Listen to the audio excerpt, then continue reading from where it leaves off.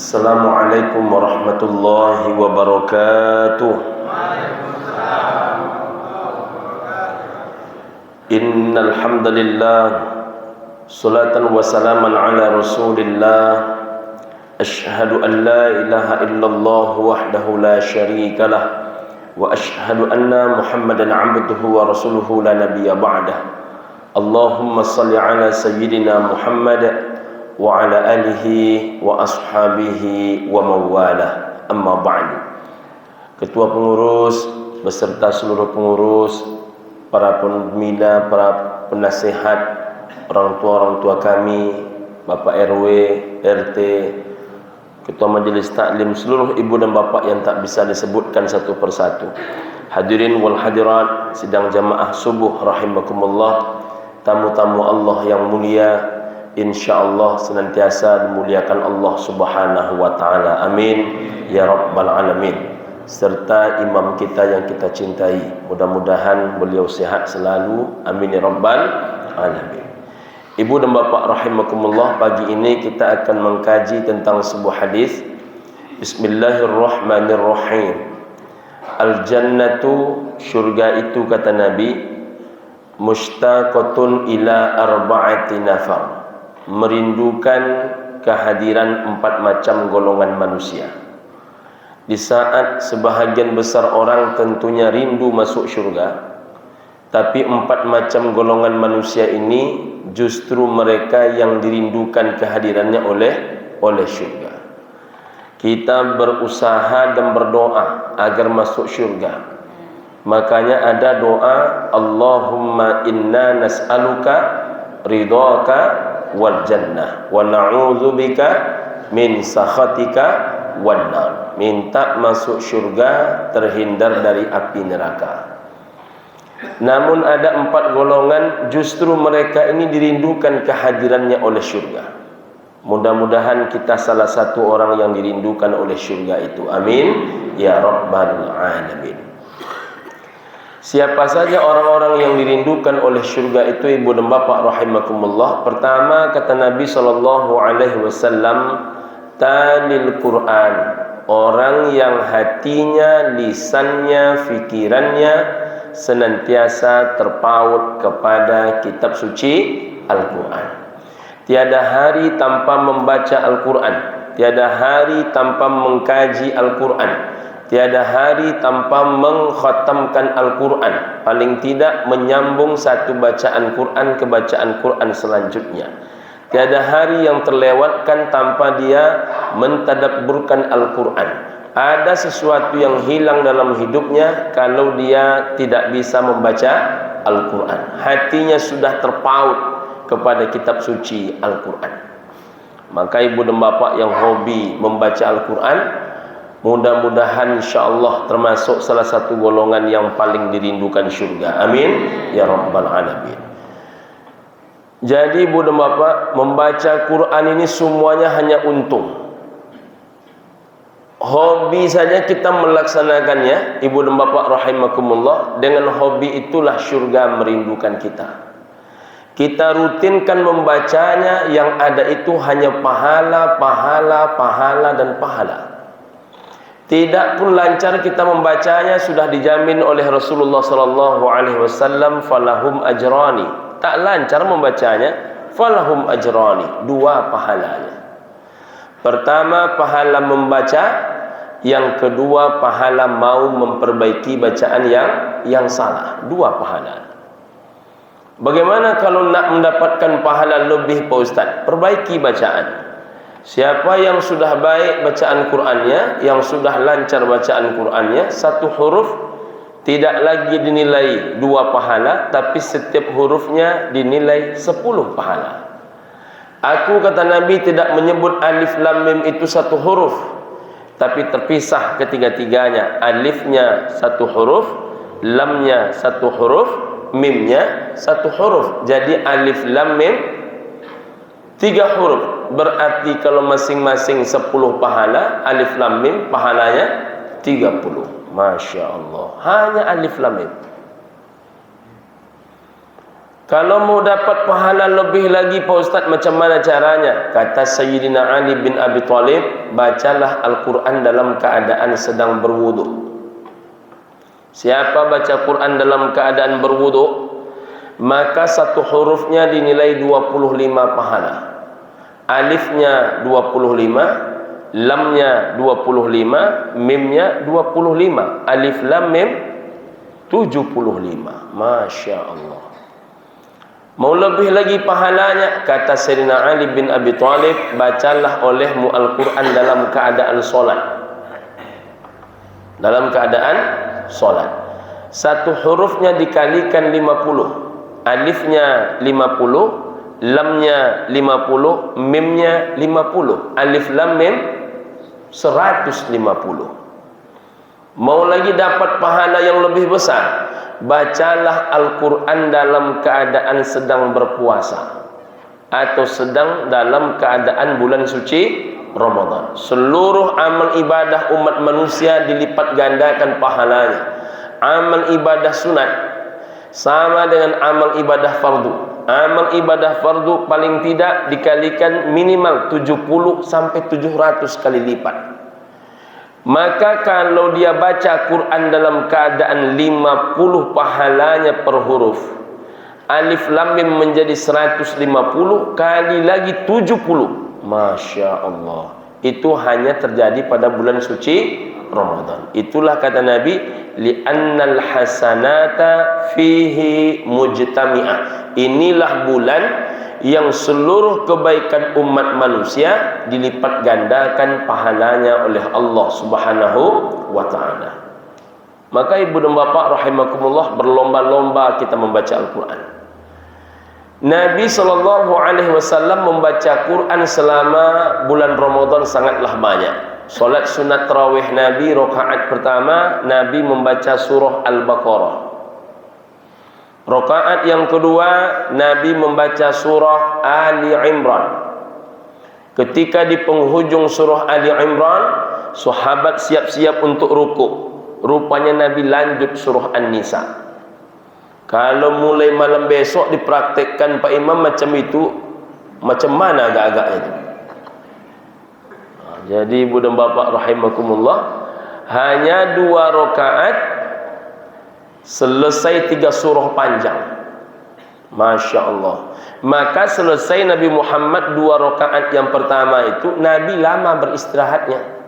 Selama Nabi beristirahat itu, ada sebahagian sahabat yang baca doa, ada sebahagian sahabat yang bersolawat Nabi. Itulah pasalnya dan asal muasal terjadinya solawat di antara satu salam ke salam berikutnya dalam solat sunat tarawih. Jadi ibu dan bapak rahimakumullah, kena panjang. Berapa juz agak-agaknya satu malam itu dibaca Nabi Pak Ustaz? Sekitar 15 sampai 17 juz. Kenapa imam kita ni hafiz Quran? Kalau beliau mau malam besok boleh juga itu. Tergantung bapak ibu lagi. Ibu dan bapak rahimakumullah, Nabi 15 sampai 17 juz lebih kurang semalam. Rupanya ada sahabat yang melebihi itu. Siapa di antaranya? Sayyidina Utsman bin Affan. Sayyidina Utsman bin Affan itu ibu dan bapak rahimakumullah tiap malam khatam Quran. Tiap malam 30 juz. Tiap malam 30 juz. Awak tiap malam juz 30-nya payah. Tiap malam 30 juz. Apa kata jamaah sebagai macam mana cara membacanya itu Pak Ustaz? Sekarang dipraktekkan orang di pondok pesantren Temboro di Jawa Timur.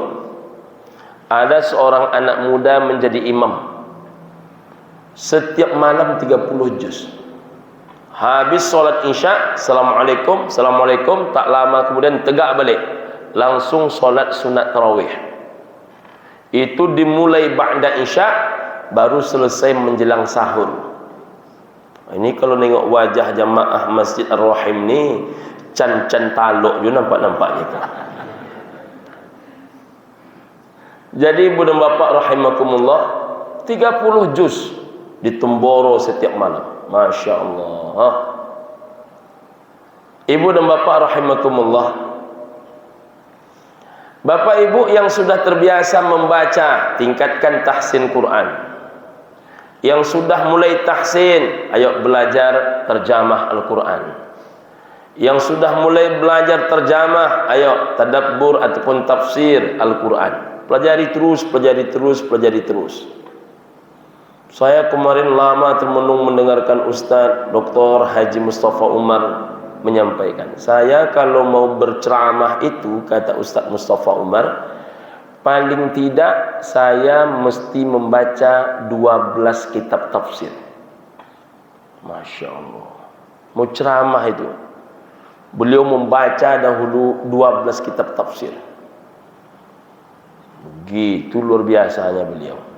Jadi ibu dan bapak rahimakumullah, kita ini terus belajar. Apalagi ibu dan bapak yang menjadi guru. Orang yang berhenti belajar, maka dia tidak layak untuk mengajar. Jadi tak boleh berhenti belajar. Kalau tak siap-siap kita belajar, ilmu anak murid kadang-kadang lebih laju dibandingkan ilmu gurunya. Maka ibu dan bapak rahimakumullah, terus dipelajari. Dengan dipelajari itu ibu dan bapak rahimakumullah, insyaallah makin cinta kita kepada Al-Quran. Karena Al-Quran ini ibu dan bapak rahimakumullah, dijamin keasliannya, dijamin kemurniannya. Sedari pangkal diturunkan sampai datangnya hari kiamat tak akan pernah berubah sama sekali. Inna nahnu nazzalna dzikra wa inna lahu lahafizun. Kami, kata Allah, yang menurunkan Al-Quran. Kami pula, kata Allah, yang menjaga Al-Quran. Sampai hari ini tak satu pun berubah baris. Jangankan berubah kalimat, jangankan berubah kata, jangankan berubah huruf, berubah baris pun tak bisa. Mengapa tak bisa Pak Ustaz? Karena uniknya Al-Quran, Allah mudahkan masuk ke dalam otak semua orang beriman. Jadi yang bisa menghafal Al-Quran itu hanya orang yang beriman. Jadi kami ini Pak Ustaz beriman juga. Tapi kalau tidak hafal kami Al-Quran Pak Ustaz, kalau ada ibu dan bapak belum bisa macam Pak Imam, itu patutlah. Pak Imam memang itulah spesialisasi beliau. Namun kalau ada ibu dan bapak mengatakan, saya tak bisa sama sekali menghafal Quran ini Pak Ustaz, kadang dihafal Pak Ustaz, 1 halaman hilang 2 halaman Pak Ustaz, itu bahaya tuh. Mengapa orang tak bisa hafal Quran? Penyebabnya kata Ustaz Munawwir Hamidi Lubis 3. Pertama kata dia, kalau Al-Quran tidak bisa lengket masuk ke kepalamu, bisa dipastikan memang engkau tak punya agenda menghafal Quran. Jadi penyebab kita tidak hafal itu memang agenda menghafalnya tak ada. Jadi bilo takana dibaca, bilo takana dia hafal, bilo tak takana nak dibaca-baca, nak dihafal-hafal, dikakok pun tidak. Makanya sulit menghafal. Yang kedua kata beliau, Al-Quran itu tak bisa dihafal dengan otak. Kalau Al-Quran bisa dihafal dengan otak, yang paling kuat hafalannya profesor doktor, di bawah itu doktor, di bawah itu SAG MPDI, di bawah itu SPDI, di bawah itu tamatan MAN. Rupanya tidak. Anak yang usianya 5 tahun itu yang justru malah kuat hafalan Qurannya. Maka Quran tak bisa dihafal dengan otak.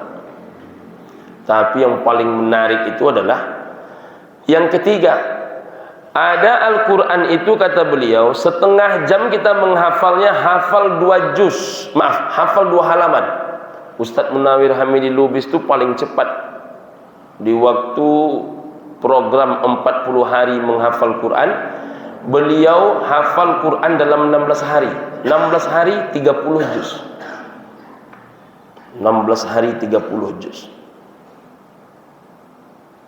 Nah, ibu dan bapak rahimakumullah, apa kata beliau?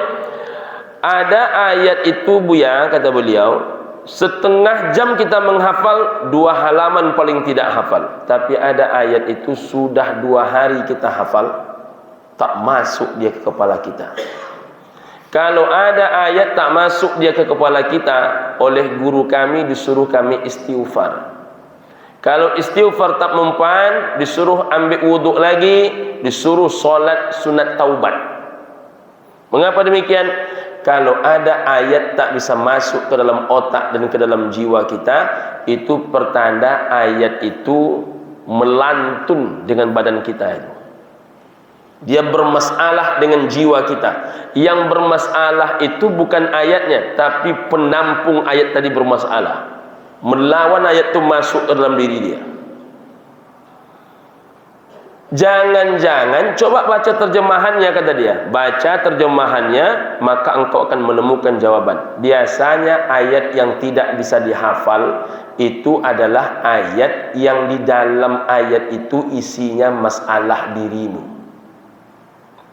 Jadi kalau yang kita hafal itu payah dia masuknya, berarti itulah masalah hidup kita. Yang paling berbahaya lagi, apapun yang dihafal dia, semuanya tak bisa masuk. Berarti semua ayat itu masalah kepada dia. Berarti hidup dia semuanya adalah masalah. Jadi jangan sampai semua ayat itu menolak dari badan kita. Jadi ibu dan bapak rahimakumullah, semakin banyak kita ini menjaga sesuatu yang halal, semakin mudah Al-Quran itu bertengger ke dalam jiwa. Semakin jauh kita daripada kebenaran, maka semakin sulit Al-Quran itu masuk ke dalam jiwa kita. Imam Syafi'i, ibu dan bapak, hanya gara-gara memakan apel hanyut. Apel hanyut kalau tak dimakan pun tetap hanyut. Dimakan beliau apel hanyut. Apa yang terjadi Pak Ustaz? Hilang hafalan Qur'annya separuh. Datang jemaah, kami alhamdulillah tak ada yang hilang Pak Ustaz, karena tak ada hafal.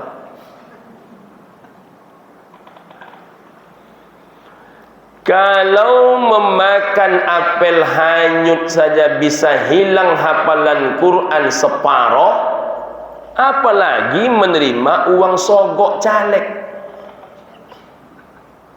Maka jamaah ar-rahim ini pantang-pantang menerima uang sogok caleg aja. Ini kan nampak dari wajahnya nih. Ini wajah-wajah anti menerima uang sogok. Jadi ibu dan bapak rahimakumullah, takkan mungkin dia beli neraka dengan harga yang murah. Sudah dia beli syurga dengan solatnya, dia beli syurga dengan puasanya, dia beli syurga dengan solat berjamaahnya, dia beli syurga dengan duhanya, dia beli syurga dengan tahajudnya, dia beli syurga dengan menghafal Quran, dia beli syurga dengan silaturahim, dia beli syurga dengan menolong anak yatim, dia beli syurga dengan hadir ke kantor tepat waktu, dia beli syurga dengan patuh kepada pimpinannya selama itu benar. Tapi seluruh itu batal. Masa hanya gara-gara duit 200.000? Makanya jamaah ar-rahim tak mempan. Betul ibu-ibu? Sini aja yang bilang betul lah Pak.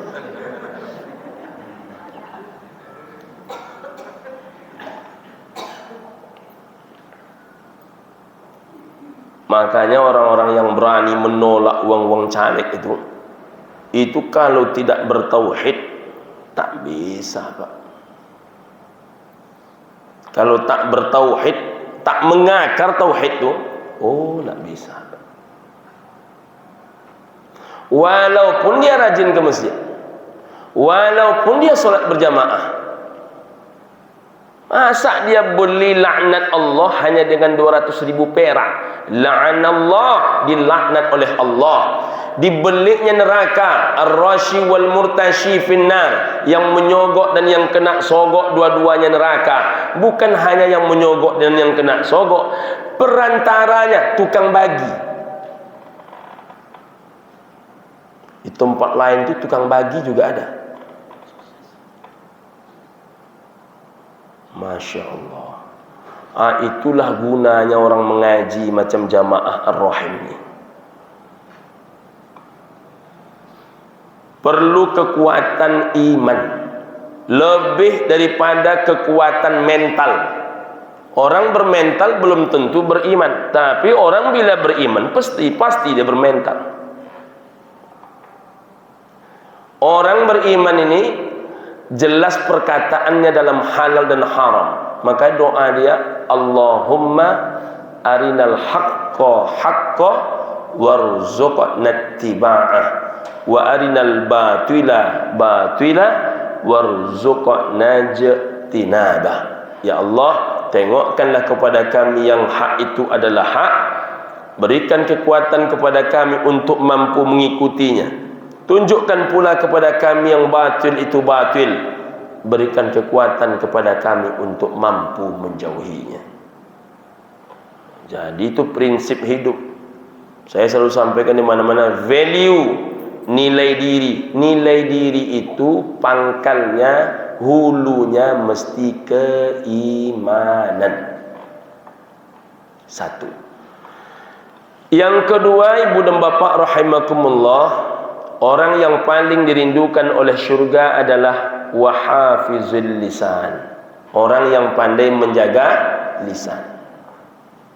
Ibu dan bapak, al-muslimu, seorang muslim itu kata Nabi, man salimal muslim, orang yang bisa menyelamatkan muslim lainnya, biyadihi wa bilisanihi, selamat orang kena perangai dia, selamat orang kena lisan dia.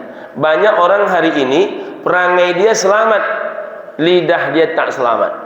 Banyak pula orang lidahnya selamat, perangai tak selamat. Orang beriman itu mesti selamat dua-duanya.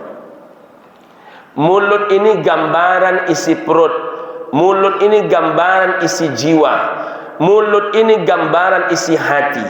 Orang yang baik mulutnya hanya bercakap tentang hal-hal yang baik. Siapa orang yang paling baik itu Pak Ustaz? Nabi Muhammad. Siapa orang yang paling baik cakapnya? Nabi Muhammad. Jadi kalau nak meniru hidup, tentu tak ada tempat meniru yang paling pas kecuali Nabi Muhammad. Kita tengok Nabi lah orang paling baik, maka kemudian kita tengok pula siapa yang cakapnya paling baik. Tentu orangnya tak lain tak bukan adalah Nabi Muhammad sallallahu alaihi wasallam. Jadi ada pula orang mengatakan kami lain seketik Pak Ustaz, muncung yo kare tapi hati elok. Ini tak ada rumusnya. Muncung kare hati elok tu tak ada rumusnya. Kalau ada orang menyebut muncung kare hati elok, sebetulnya ketidakmampuan lisan dia untuk mengiringi perbuatan kebaikan dia. Itulah rugi manusia. Kenapa demikian? Dia buat sebuah kebaikan, lalu kebaikan itu dia bakar dengan lisannya. Apa contohnya Pak Ustaz? Ditolongnya orang 5 juta. Lalu karena dia kesal, apa kata dia? Kalau ndak ada menolonginya dulu, lah matinya mungkin. Begitulah lisan itu berbahaya. Kalau ndak ambonan menolongnya dulu, mungkin ndak duitnya kini. Kalau ndak ambonan menolongnya dulu, mungkin ndak makan niyo kini. Yang sombong-sombong pula nyolai, ko badan na menolong. Dicampakkannya tauhidnya. Padahal kita ni menolong orang bukan kerana kita hebat, memang karena Allah mengetuk hati kita saat itu. Tapi banyak orang Pak Ustaz, mohon maaf ini istilahnya kan macam membesarkan anak harimau.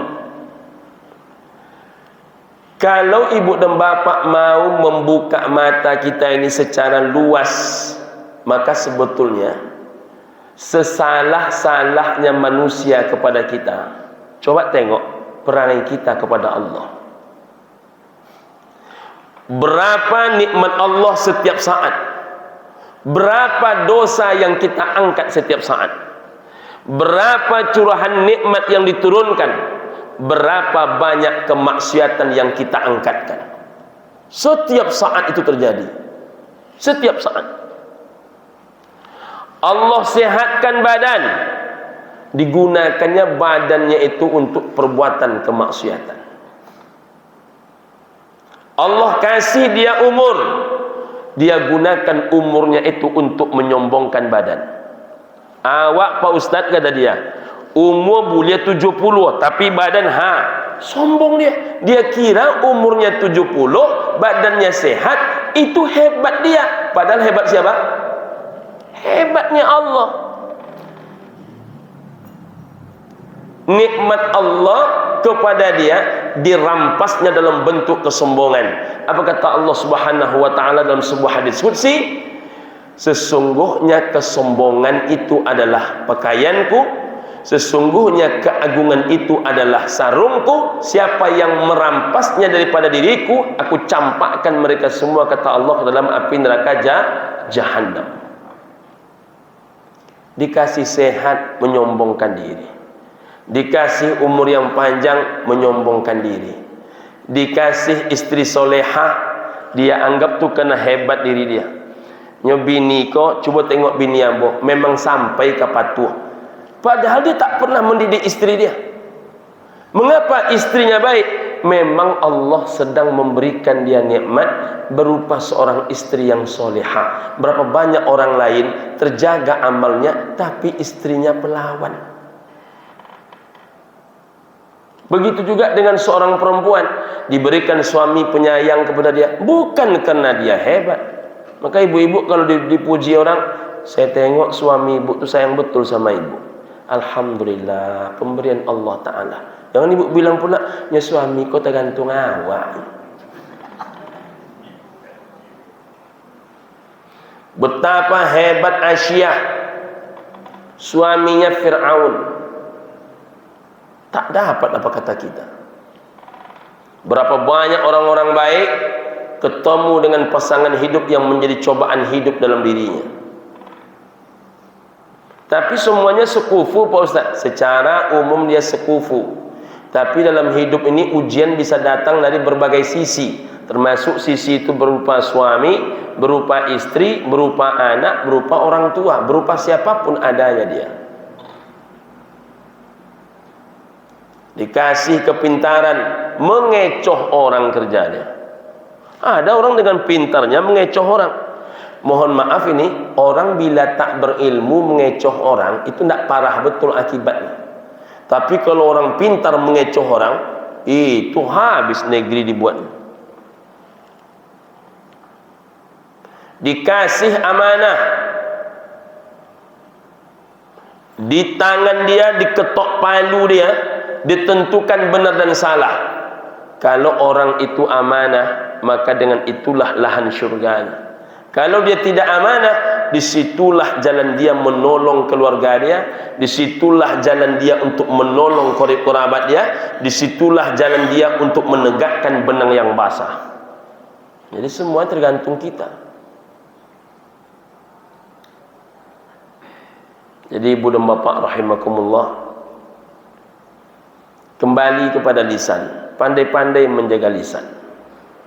Saya minta maaf nih Bang Ketua, di beberapa tempat saya menengok bila masjid itu mulai maju, maka kadang-kadang mohon maaf agak mudah dia kadang-kadang terpecah belah oleh masalah-masalah yang sedikit. Mengapa demikian? Kalau masjid sudah mulai maju, dia dianggap seksi oleh banyak orang.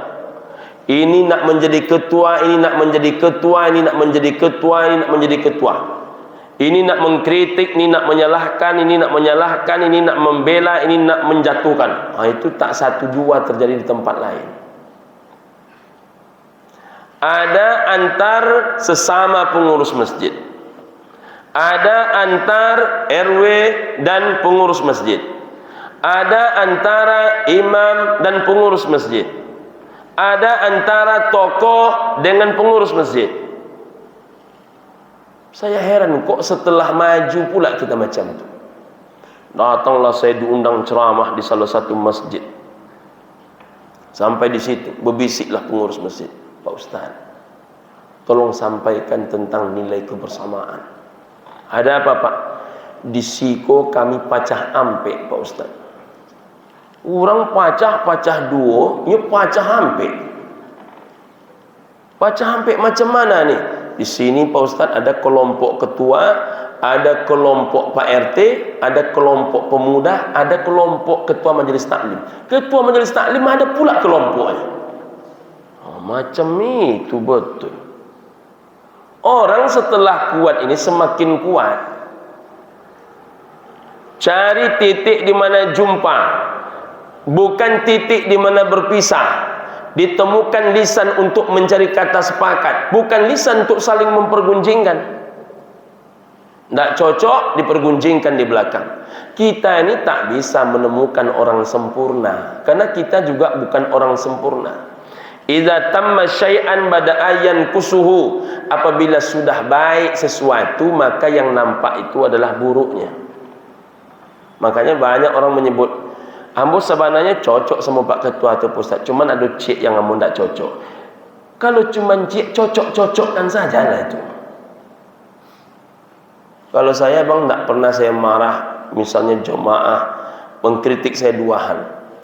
Ambo jo kaji Ustaz Edi Azhar tu cocok, cuma ada 2 yang ambo kurang cocok. Pertamanya acok telabek tibun.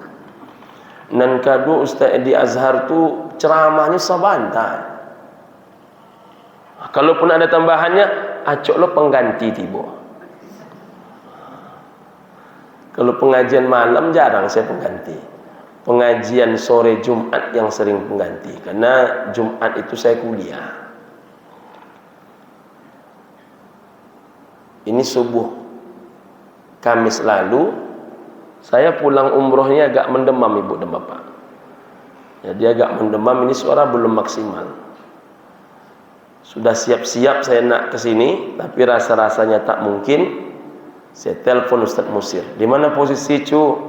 Di rumah nak ke masjid. Ayalah kalau begitu lanjut ke masjid Ar-Rahim, Harapan Raya 9. Oh begitu katanya. Ya. Tidak memungkinkan saya datang. Jadi ibu dan bapak rahimakumullah, menyengaja kemungkinan besar tidaklah ibu dan bapak. Kalaupun terjadi kasus seperti itu sangat kecil. Tentu ada asbab dan bahan pertimbangan. Jadi ibu dan bapak rahimakumullah, siapa yang mencari suami sempurna sampai mati dia tidak bersuami. Siapa yang mencari kawan sempurna sampai mati dia tak berkawan. Siapa dia mencari RT, RW, ketua pengurus masjid sempurna sampai mati dia tak menjumpai. Karena kita ini bukan makhluk sempurna. Maka dalam baik orang pasti ada buruknya. Tapi orang yang bijak itu selalu bisa menemukan kebaikan orang dalam begitu banyak kekurangan orang. Jadi ibu dan bapak rahimakumullah, tiba-tiba ibu-ibu bercerita, Pak Ustaz, ambo Pak Ustaz, heran je suami ambo Pak Ustaz. Di mana ibu heran dengan suami ibu? Ambo ku kan pengecek Pak Ustaz. Suami ambo sampai kapan diam Pak Ustaz. Terus di mana salahnya? Kan menjadi tidak asyik Pak Ustaz. Awak mengecek, inyo diam. Saya bilang, kalau orang macam ibu, kau memang cocoknya lakinya pendiam. Kau macam itu Pak Ustaz. Kalau sempatlah laki ibu pengecek macam ibu, kau beradu balak kalian. Saya bilang. Oh iya pula ya Pak Ustaz, kata dia. Jadi kadang Allah Ta'ala menciptakan jodoh itu memang sudah ada pula sistemnya Allah Subhanahu Wa Ta'ala. Orang yang bercakap, lawannya kadang orang pendiam. Biar kalau dia bercakap ada yang mendengarkan. Kalau sempat lakinya bercakap, bini sudah asli pula lebih bercakap. Apa kata bininya? Tunggu dulu bang, saya yang kamu dengarkan dulu. Iya bang, tapi tunggu, aku sebentar ya, sebentar dulu ya. Kan habis waktu sebentar ke sebentar ya. Jadi ibu-ibu yang suka berbicara, suaminya pendiam, bersyukurlah. Jadi ibu dan bapak rahimakumullah, dalam hidup ni macam-macam kita ni Allah ciptakan. Semuanya ada kelebihannya, semuanya ada kekurangannya. Pak Ustaz, Kata seorang ibu-ibu, habis kuliah subuh saya langsung ditemuinya di belakang mobil. Pak Ustaz, boleh ngomong sebentar? Bu, saya nak keluar kota. Sebentar ya Pak Ustaz. Saya sudah yakin tuh kalau ibu-ibu nak bercerita sampai menemui di mobil itu pasti lama. Sebentar aja Pak Ustaz. Ya apa tuh Bu? Ambo ko beruntung Pak Ustaz. Awalnya curiga mula. Ambo ko beruntung Pak Ustaz. Biasanya cerita yang diawali macam itu agak panjang biasanya. Kenalah setiap hari yang berjumpa dengan cerita-cerita macam itu. Ambo beruntung Pak Ustaz. Beruntung apa Bu? Ambo dapat suami nan elok. Alhamdulillah. Saya bilang. Terus apa pertanyaannya? Tunggu dulu Pak Ustaz. Tangan dulu ya. Saya makin curiga jadinya. Awak nak keluar kota, nih saya pagi ini ke Mankuok jam 8.30 saya di Mankuok. Jadi ibu dan bapak rahimakumullah, ketika dia bilang jangan ceritanya dulu Pak Ustaz ya, kenapa ambo kecek ambo beruntung, tentulah mulai musabah mendengarkan. Ambo dapat suami nan elok Pak Ustaz, sudahlah elok, bertanggung jawab, rajin mencari nafkah, kasado piti nan dapat diagen sama ambo Pak Ustaz. Masya Allah. Terus pokoknya ada kurangnya Pak Ustaz. Solatnya bagus, solat duhanya bagus, tahajudnya bagus, kesetiaannya bagus. Jadi apa menjadi masalah? Cuma ada cik yang kamu kurang suku Pak Ustaz. Apa itu Bu? Sampilik Pak Ustaz.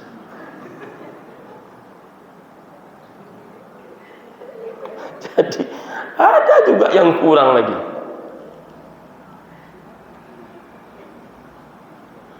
Jadi ibu dan bapak rahimakumullah, kita tak bisa menemukan orang sempurna.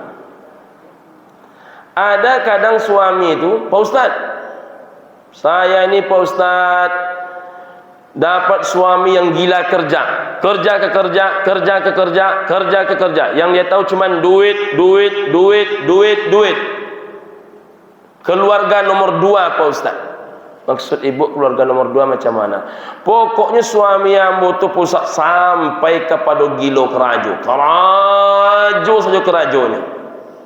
Saya tanya, suami ibu tu kerajo, pitihnya untuk ibu atau untuk ibu yang lain? Ya untuk ambo lah Pak Ustaz. Masih bersyukurlah ibu dibawanya uang tu pulang. Ada orang lain sudahlah sibuk bekerja, piti pun tak sampai ke bini. Betul tak? Ada. Kan iya katanya. Terus kenapa juga ibu sampai-sampaikan macam itu? Jangan banyak hidup ni menuntut. Kita ni bukan orang sempurna, maka takkan bisa menemukan orang sempurna.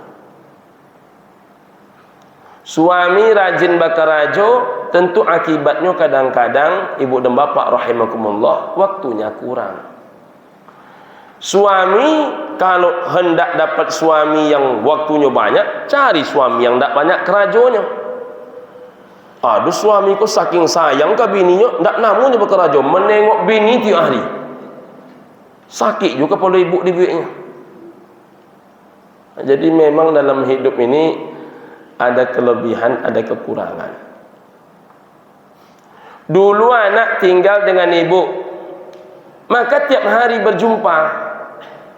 Sekarang dicobanya belajar mandiri. Semenjak dia belajar mandiri, dibelinya rumah tipe 45. Contohnya di Jalan Sukakarya, Simpang Kuadu.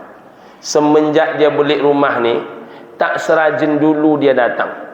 Dulu kenapa dia selalu nampak? Karena memang dia tinggal dalam rumah kita. Sekarang sekali 2 pekan dia datang. Karena ibu dan bapak ni sensitif, apa kata dia? Baru rumah ketek di Bali nya tak perlu terjanguk di awak ni. Salah paham. Padahal anak jo menantu ibu tu lah pucek dia mencari piti yang suran. Lah pucek apa anak yang menantu tu lah.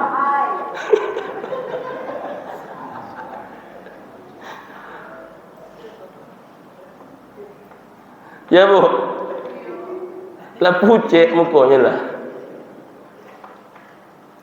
Lam menghitam kelopak matanya, dek mencari piti angsuran.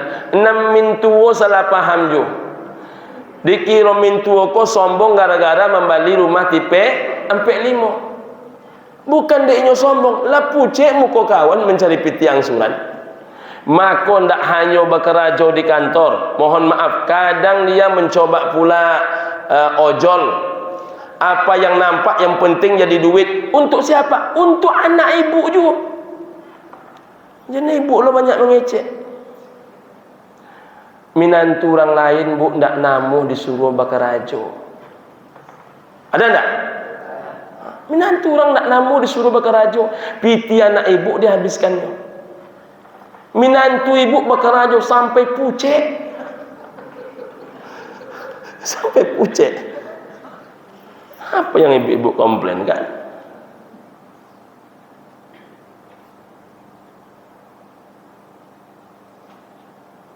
Jadi dalam hidup ini memahami itulah yang menyebabkan kita bisa menjaga lisan. Banyak memahami. Adik-beradik, kalau hati kuat silaturahim terjaga, maka tak ada prasangka adik-beradik. Kalau ada adik-beradik berkelahi, pasti di antaranya ada dunia yang memisahkan dia. Apa dunia yang paling banyak biasanya Pak Ustadz memisahkan adik-beradik itu? Pembagian tak rata. Berapa banyak orang adik-beradik putus tali dunsana hanya membagi nan ado. Nan ado dibaginya bercokak juga. Amak jo ayah awak dulu mencari yang ndak dapat menjadi ado, ndak bercokak laki bini. Awak membagi yang ado, bercokak jo.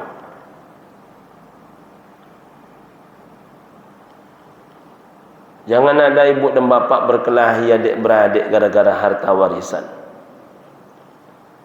Malu kita dengan Allah Ta'ala di atas dunia persilatan ini membagi yang ada.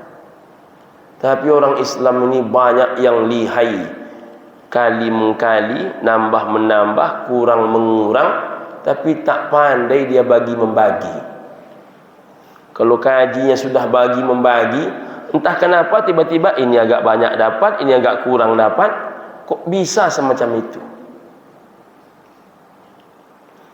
Jangan dikira orang yang paling banyak dapat jatah lalu dia orang paling kaya. Belum tentu. Bisa juga gara-gara dia paling banyak dapat, justru dia menjadi orang paling susah.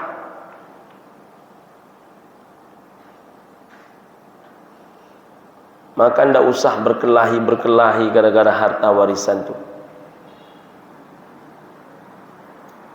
Saya menghimbau bapak ibu yang berlebih, sudahlah kasihlah sama adik-adik itu. Kalau kuat kita di ekonomi ini, untuk apa pula harta warisan itu diperebut-rebutkan? Tapi kok lumayan banyak piti gue Pak Ustaz. Betul pitinya banyak, tapi kalau persaudaraan rusak, apanya nan banyak? Kalau meletakkan pitih di atas dunsana, maka ujungnya rusak. Kalau meletakkan dunsana di atas pitih, maka insya Allah hubungan silaturahmi akan tetap terbaiki.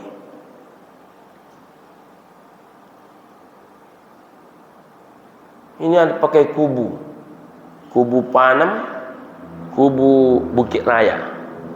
Kalau kubu Panam beralih, maka nanti kubu Panam saja. Kalau kubu Bukit Raya nan beralih, nanti kubu Bukit Raya kok. Aduh Pak Ustaz, aduh. Kejadian Pak Ustaz, kejadian. Tapi cerita saya ini bukan Bukit Raya. Ini hanya mencontohkan saja Bukit Raya. Pakai sistem kubu. Apa kata almarhumah mak ayah kita itu? Tak ada rezeki yang paling baik kecuali dua. Pertama, apa yang ditanam lalu dituai. Apa yang ditanam lalu dipanen, itulah rezeki yang paling baik. Tak ada rezeki yang paling baik. Yang kedua apa? Jual beli yang baik. Beruntungnya bilang beruntung, tak beruntung baru disebut tak beruntung. Jangan sampai dalam beruntung menyebut tak beruntung. Itu jual beli yang baik. Jadi ibu dan bapak, jangan ada dusta dalam jual beli. Itu paling barokah. Makanya saya menghimbau ibu dan bapak yang punya basic buka usaha. Belum Nabi ditunjuk menjadi Rasul, dunia Nabi sebelumnya adalah pedagang, pengusaha. Jadi orang Islam itu tak bisa meninggalkan dunia usaha. Dunia usaha itu dunianya kaum muslimin. Sebahagian besar sahabat muhajirin itu dikasih rumah ditolaknya, dikasih tanah ditolaknya. Apa kata dia? Tunjukkan aku di mana pasar. Jadi orang Islam itu mesti pandai berdagang. Tapi kami tidak pandai Pak Ustaz. Kata kunci berdagang itu hanya dua. Pertama kesungguhan, yang kedua adalah kejujuran.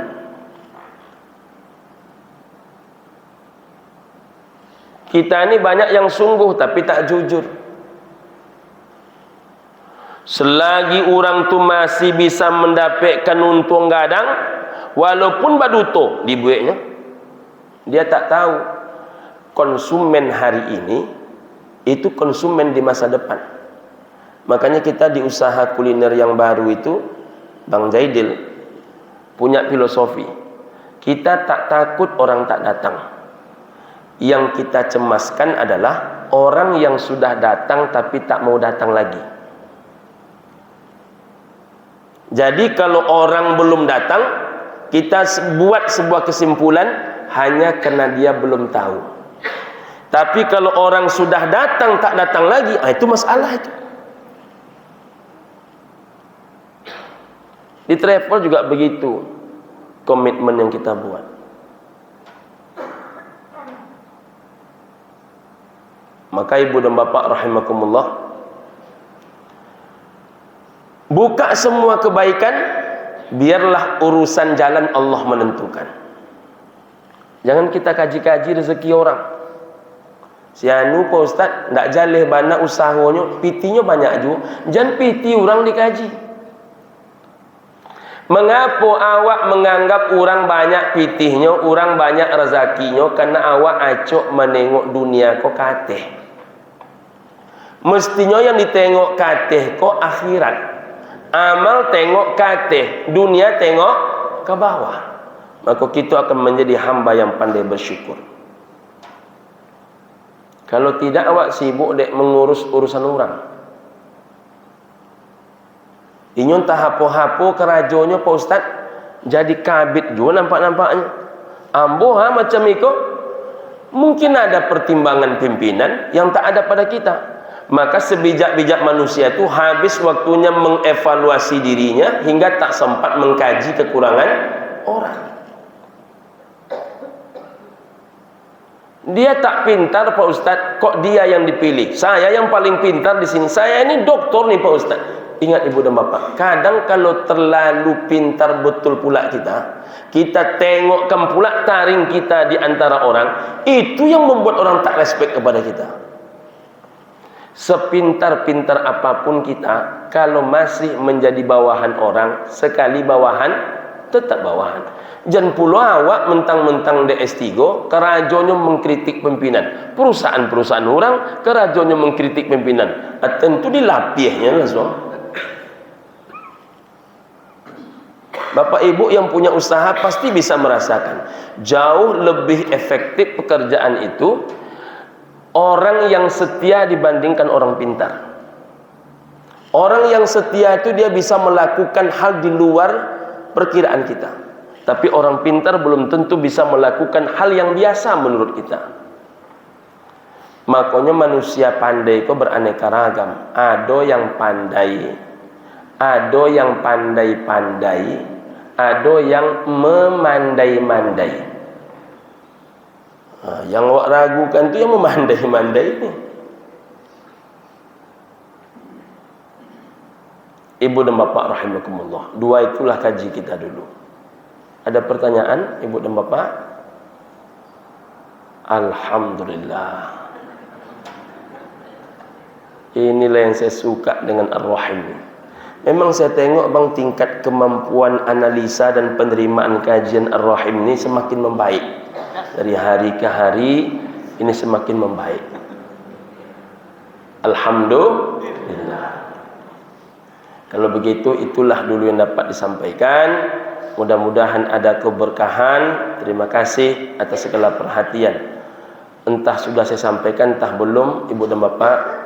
Kalau belum, saya kembali menghaturkan terima kasih atas doa ibu dan bapak semua. Alhamdulillah, proses 14 Februari kemarin berjalan dengan baik, dan kita berdasarkan sidang di PPK dan KPU ditetapkan sebagai salah satu yang diberikan amanah untuk menempati sebagai utusan rakyat untuk di DPRD Kota Pekanbaru. Mohon doanya, mudah-mudahan panjang umur, sehat, dikuatkan akal berfikirnya, dikuatkan juga jiwanya, hatinya, agar insyaAllah dalam keadaan lurus sepanjang masa sampai mati. Amin ya rabbal alamin. Terima kasih ibu dan bapak rahimakumullah. Billahi taufiq wal hidayah wal ridha minal inayah. Subhanakallahumma rabbana bihamdika asyhadu an la ilaha illa anta wa astaghfiruka wa atubu ilaik. Assalamualaikum warahmatullahi wabarakatuh.